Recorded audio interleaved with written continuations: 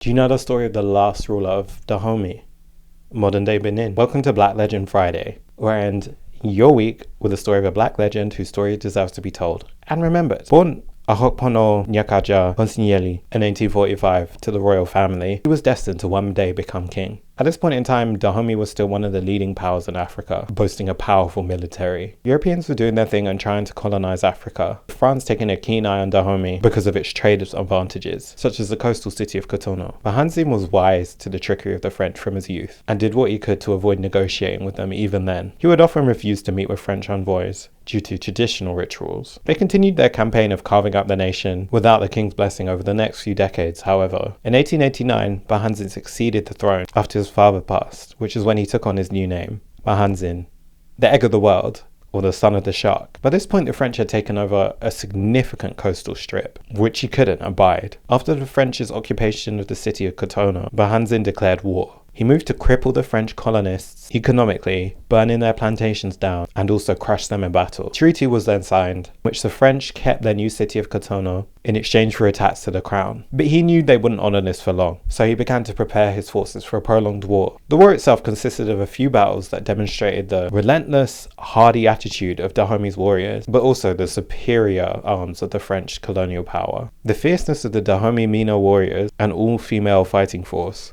was noted by the French army, with their reputations of amazing physiques and brutal ferocity in combat going down in history even today. Sadly, in 1894, Bahanzin was defeated by a Senegalese traitor and an army of French fighters. Worried his people would be executed, he surrendered himself willingly, hoping he would be escorted to the president of France for negotiations. He refused to allow the nation to become a French protectorate, so he and his family were exiled to Martinique. The French installed a waste man puppet king in his place. King Bahanzin has gone down in history as the last traditional ruler of Dahomey, and his fierceness in fighting off the French, though it amounted to a loss, is still remembered to this day.